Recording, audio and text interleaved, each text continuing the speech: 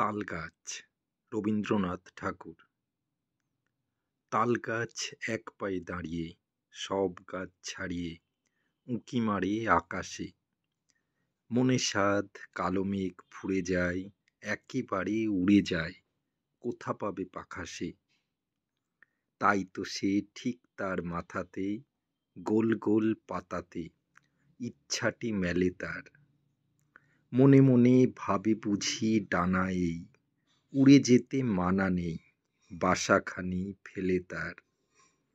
সারাদিন ঝরঝর থরথর কাঁপে পাতা পত্তর, উড়ে যেন ভাবে ও।